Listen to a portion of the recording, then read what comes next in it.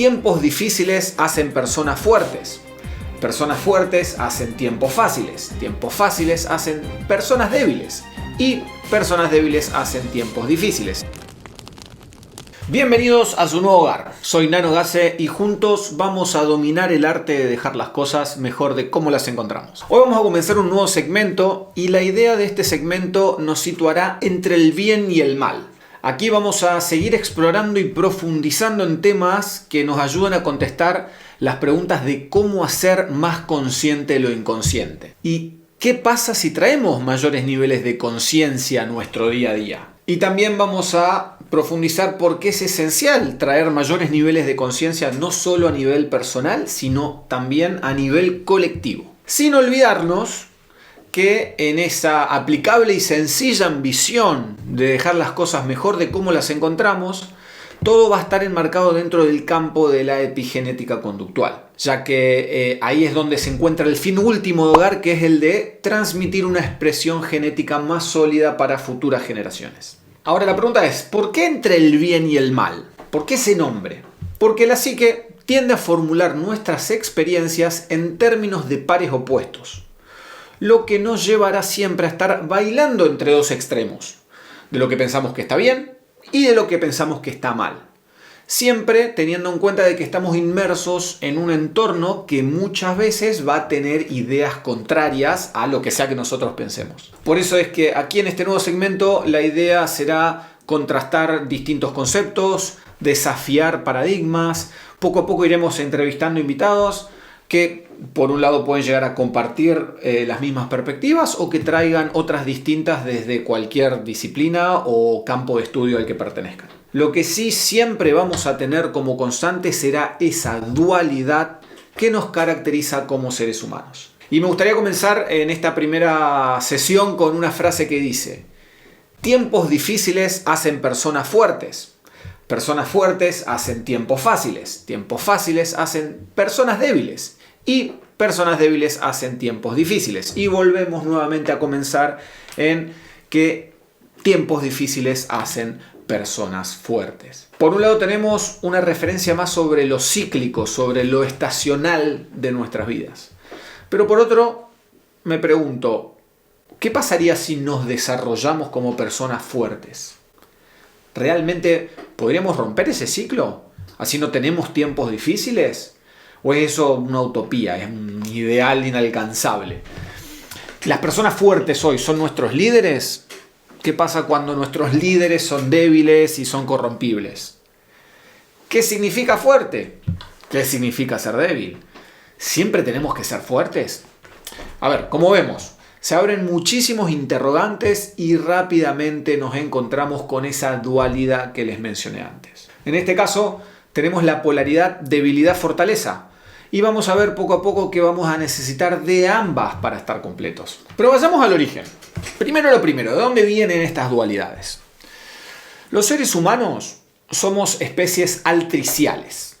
Y eso significa que necesitamos mayor tiempo de maduración y un largo periodo de aprendizaje para poder desarrollarnos y de sobrevivir en el mundo. Y acá, como de opuestos vamos a estar hablando, vamos a ver que por un lado tenemos las especies altriciales y por el otro tenemos las especies precociales, que son las especies que apenas nacen ya pueden ponerse de pie, pueden realizar funciones de adultos rápidamente. Algunos ejemplos serían los caballos, las ovejas, ¿sí? Y si precociales les suena muy raro, con el ejemplo que le voy a dar ahora se van a acordar del concepto fácilmente, sin duda para siempre. Se llaman precociales porque son especies precoces. Precoz viene del latín praecox, del verbo praecocere, que está compuesto de prae, que es ante, delante, y cocere, que puede ser o cocer, quemar o madurar. Es decir, lo precoz es lo que se cuece antes. Es decir, son especies que ya salen bien cocinaditas del horno, no como nosotros que necesitamos un tiempo de maduración fuera de ese horno. Y si vos estabas pensando en el ejemplo de la eyaculación precoz, sabelo, tenés algún complejito sexual dando vueltas por ahí. Pero volviendo a lo nuestro, como especies altriciales necesitamos para poder sobrevivir a nuestros padres. o a cualquier adulto que desempeñe ese rol para poder desarrollarnos.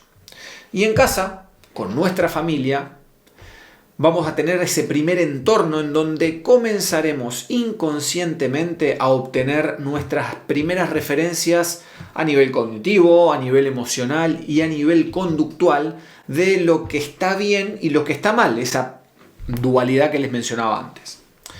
Nuestra tía genética nos traerá al mundo y nos dejará a cargo de la tía crianza, y aquí es donde comenzaremos a identificarnos con ciertos valores, con los que estaremos en contacto en casa, y luego desde ya en la escuela, en nuestra comunidad. Esto puede ser desde el barrio hasta la ciudad, hasta el país, y si nos seguimos expandiendo lo llevamos también a cuál es ese contexto que tenemos en nuestra cultura o en nuestra religión.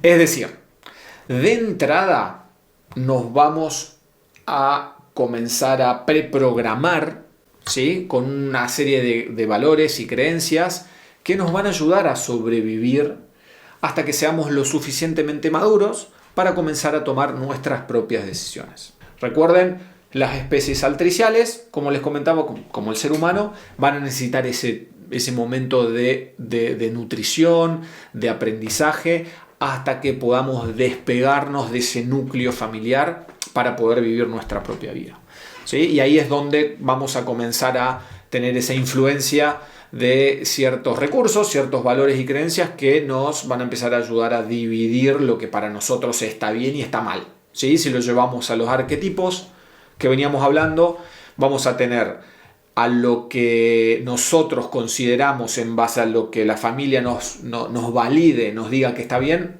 Vamos a empezar a desarrollar esa persona que vamos a mostrar de cara al mundo, y lo que no hagamos y las decisiones que no, continuemos desarrollando van a pasar a estar dentro de lo que llamamos el arquetipo de la sombra. Y aquí ni siquiera estamos hablando de toda la información que ya traemos a este mundo en nuestros genes, ¿sí? Todo ese set de información que ya tenemos preconfigurado y que nos permite de manera inconsciente sobrevivir los primeros años de vida.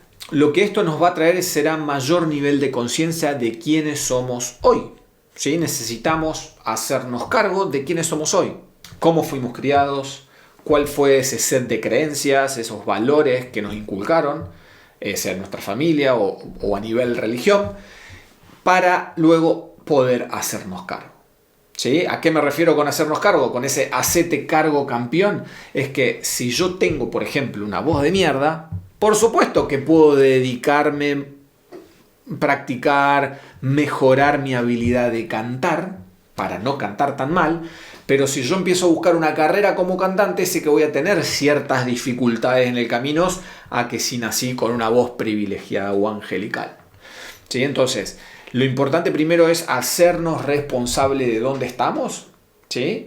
Porque una vez que sabemos y entendemos dónde estamos hoy y podemos aceptar nuestro entorno, eso es lo que nos permitirá saber cómo poder hacer para dejarlo mejor de cómo los encontramos. Y ahí es cuando, al comenzar a tomar acción en base a esto, nos expondremos a los distintos extremos que tenemos en la vida, que en definitiva partirán de esa dualidad del bien y el mal.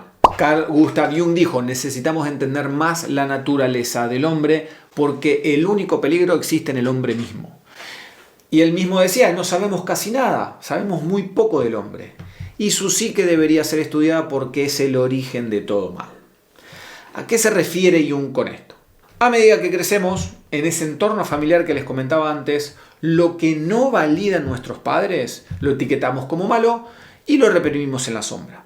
Y como la sombra está en el inconsciente, podríamos decir que a ese comportamiento le quitamos conciencia. Y acá quiero hacer un breve paréntesis para hacer una diferenciación entre lo que es reprimir y suprimir. Vamos a escuchar muchas veces que estamos reprimiendo en la sombra, y todo lo que sea reprimir es un proceso inconsciente. No nos estamos dando cuenta, no sabemos ni siquiera qué está pasando. Al contrario de suprimir, es cuando conscientemente decidimos tomar un recuerdo, una memoria, algo que seguramente hicimos mal y que no queremos reconocer, y que decidimos dejarlo de lado, ¿sí? No hablamos de ello, tratamos de decir de que no sucedió y creamos toda una narrativa que de cierta manera suprime esa historia. Pero es un proceso consciente. Ahora, si le quitamos conciencia a algo, por ende le estamos quitando control, ya que lo estamos mandando al inconsciente. Y esa sombra comienza a ganar autonomía.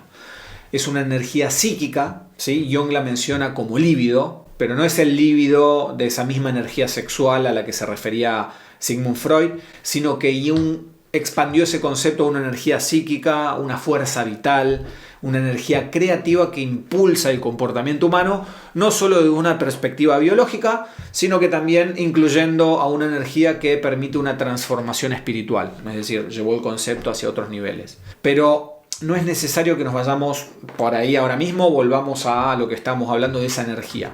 Lo importante es saber que esa energía que no puede expresarse en ese momento comienza a acumularse. Lo que hablamos, le quitamos conciencia, ¿sí? Esa energía, perdemos control sobre esa energía, sobre ese líbido, y queda en el mundo inconsciente y comienza a acumularse y va a empezar a buscar formas de expresarse, a hacerse visible.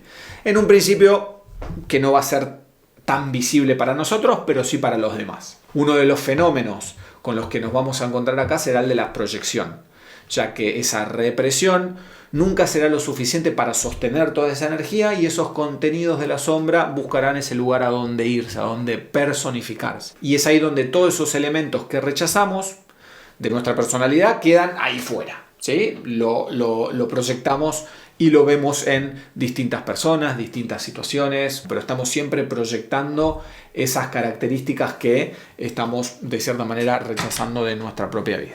Esto lo menciona Erich Neumann en el libro Psicología Profunda y la Nueva Ética.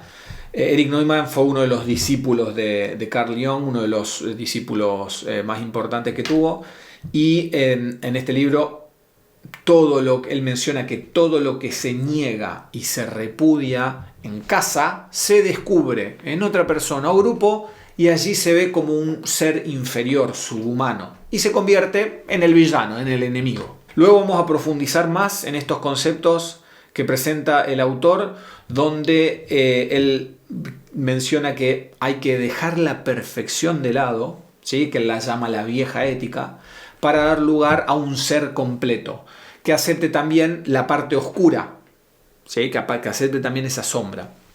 Esa dinámica de dejar la perfección de lado y aceptar al ser completo, que incluye tanto lo consciente y lo inconsciente, ¿sí? Tanto la persona como la sombra, es lo que él luego llama esa nueva ética, que no se preocupen que vamos a seguir profundizando en este nuevo segmento de entre el bien y el mal.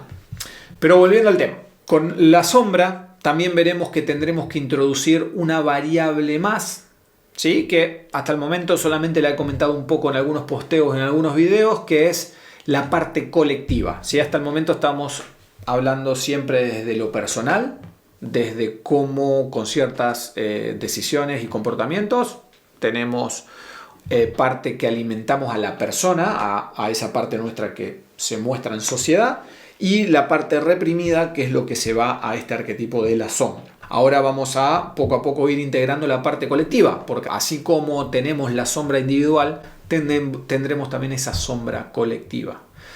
Es decir, todo lo que reprimimos, que luego lo vemos como el enemigo a nivel personal, podemos ver esa misma dinámica a nivel grupo, a nivel país y hasta a nivel cultural, ¿sí? Como hoy en día se ven otros grupos, otros países y hasta otras culturas como enemigos, ¿sí? Hablando de guerras. Estamos proyectando siempre estamos proyectando mutuamente nuestras sombras. Ahora, desde el punto de vista psicológico, la única alternativa a esta proyección de la sombra será el opuesto.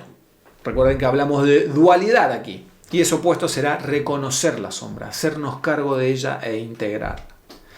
Por eso es que en hogar este va a ser nuestro tema central. Más allá de que estemos profundizando en temas más científicos, sobre la parte epigenética, y como así también con un approach humorístico, donde podremos ver todas estas dinámicas de la psique humana con la familia ausente, lo que siempre vamos a estar de cierta manera volviendo en su ciclo será a este tema de la sombra y cómo podemos poco a poco ir integrándola Luego también profundizaremos en a qué me refiero con integrándola, ¿sí? Hay ciertas polémicas con respecto a ese concepto. Y en toda esta aventura hay algo que siempre estará muy claro, y es que no será un camino sencillo, ya que estaremos enfrentándonos a uno de los desafíos más grandes como individuos, y es estar conscientes de la existencia del mal. Y no solo eso, sino que tenemos que aprender a reconocerlo y a vivir con ese lado oscuro que todos tenemos. Como dijimos antes, llegar a ser seres humanos completos requiere que nos hagamos cargo de nuestro lado, tanto de luz como nuestro lado oscuro. Y en lugar de suprimir o reprimir a la sombra, que como ya vimos en consecuencia la terminamos proyectando al exterior, debemos integrarla. El tema es que muchas veces eso lleva a desafiar también a nivel personal a ciertos valores colectivos, ¿sí? Si yo estoy en un entorno en donde los cambios no son bienvenidos, ya sea a nivel familiar o en un trabajo, por ejemplo, la persona, es el arquetipo de la persona, tenderá a querer encajar y adaptarse para sobrevivir. Y en este caso, si queremos reconocer a la sombra, podemos llegar a ser juzgados por generar esa disrupción en el orden que a nivel colectivo se generó en el grupo, ¿sí? Como le venía diciendo, vamos a empezar a integrar un poco esa parte de la sombra personal y la sombra colectiva, y cómo esa dinámica empieza a influir en nuestra comunidad, en nuestro entorno. Pero como individuos debemos trabajar primero en nuestros problemas personales, en nuestros problemas morales, para luego estar en una posición de poder impactar a nivel colectivo. Jung comentaba que los principios morales que parecen claros e inequívocos desde el punto de vista del consciente pierden su poder de convicción y por ende su aplicabilidad cuando consideramos el significado compensatorio de la sombra. Ese significado compensatorio de los contenidos que vienen desde el inconsciente.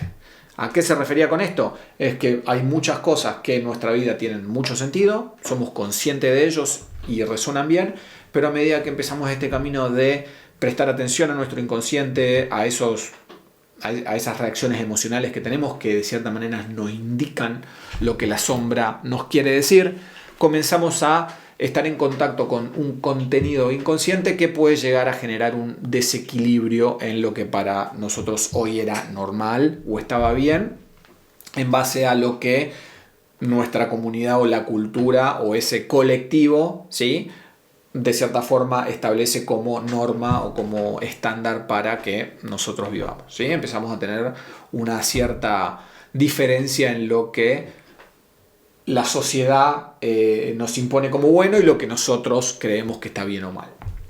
Y esto nos lleva a identificar que con cada decisión consciente que hagamos, ¿sí?, de ahí el hecho de hacer más consciente lo inconsciente, es un paso adelante en ese camino de la individuación, ¿sí?, de unificar al individuo, hacer esa integración de la personalidad, sabiendo que esto no va a pasar, no va a ser posible sin esa relación responsable con el resto, con el colectivo. Cuando decimos esa relación responsable estamos hablando de esa relación moral, ¿sí? Necesitamos que ese crecimiento también esté alineado y acompañado con esa parte colectiva. De la misma manera que nunca podríamos establecer un Estado sin que sus miembros estén de acuerdo y tengan esa relación y esa dinámica de cooperación mutua, digamos. El tema es que para cada individuo la diversidad, digamos, y la complejidad del ser humano hace que sea complicado generar ciertos lineamientos morales y éticos que engloben a todos.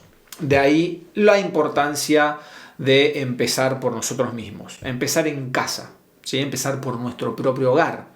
Y de ahí, desde ya, expandirnos a medida que nos desarrollamos. Y esta complejidad es justamente lo que hace tan difícil la integración del inconsciente, ya que tenemos que aprender a pensar en antinomias, teniendo siempre presente que toda verdad se convierte en antinomia si se lo piensa hasta el final. Y aquí tenemos que tener muy en cuenta lo que es el concepto de la antinomia. Les voy a leer la definición. Una antinomia es una contradicción entre dos leyes o principios que parecen igualmente válidos y aplicables dentro de un mismo sistema lógico conceptual. Ambas proposiciones pueden tener argumentos o evidencias que lo apoyen, creando una tensión entre dos verdades aparentemente incompatibles. Aquí lo que estamos viendo es que estamos justamente hablando de esa dualidad, bien y mal. Dependiendo nuestro contexto, ¿sí? Contexto religioso, contexto cultural, lo que para algunos está bien, para otros va a estar mal. Entonces ahí es donde tenemos esa polaridad. La idea, ¿sí? Y lo que siempre vamos a fomentar desde hogar, desde aquí, va a ser que tenemos que identificar cuáles son esos extremos para nosotros saber bien en qué parte de ese espectro, de ese tándem tenemos que movernos. Y eso también luego nos va a permitir identificar más fácil qué es lo que hoy en día está un poco, de cierta manera, dándole vida a esa persona, a ese arquetipo de la persona dentro nuestro, qué es lo que está aceptado como bueno en nuestra sociedad y qué es lo que estamos reprimiendo como malo. Porque muchas partes de lo que por ahí reprimimos como malo realmente no es algo malo, sino que el contexto, la sociedad, de cierta manera lo etiqueta como tal y por ende nosotros no estamos nutriendo o desarrollando esa parte nuestra, que tal vez en algún momento o en algún área de nuestra vida sí necesitamos hacerlo. Lo que está claro es que nadie está más allá del bien y del mal, ¿sí? De lo contrario, estaría fuera de este mundo. La vida es un equilibrio continuo de esos dos opuestos, como cualquier otro proceso energético. El ser humano se encuentra siempre entre opuestos y sabe que nunca podrá abolirlos, es decir, nunca va a poder eliminar uno. No hay bien sin mal y no hay mal sin bien. Uno condiciona al otro, pero eso no significa que uno se convertirá en el otro o lo abolirá. Para Jung, el inconsciente es una entidad psíquica viva, es relativamente autónoma, comportándose como si fuera una personalidad con intenciones propias. Sería totalmente erróneo pensar en el inconsciente como un mero material o contenido del inconsciente, algo como un objeto pasivo que puede ser usado o explotado. Tiene una función de compensación, es decir, apunta no solo a la restauración del equilibrio psíquico, sino a un avance hacia esa totalidad. Desde esta perspectiva, la dualidad entre el bien y el mal y la integración de nuestra sombra no solo afecta a nuestra psique, sino también nuestra biología. La forma en que manejamos estos opuestos puede influir en nuestras experiencias que se traducen en modificaciones epigenéticas. Así, al dejar las cosas mejor de cómo las encontramos, estamos potencialmente moldeando no solo nuestro comportamiento y nuestras percepciones, sino también la expresión genética de nuestros descendientes. Esa invitación que hacemos a ser conscientes de nuestras sombras y a integrarlas en nuestra identidad puede ser vista como una forma de legar una herencia epigenética más sólida, ¿sí? Que promueva esa resiliencia, esa empatía, una comprensión más profunda de la complejidad humana. En este sentido, hogar no es solo un espacio de reflexión personal, ¿sí? Para hacernos cargo de nuestras vidas, sino también un laboratorio vivo de cómo nuestra lucha interior entre todos estos opuestos puede tener un impacto transgeneracional.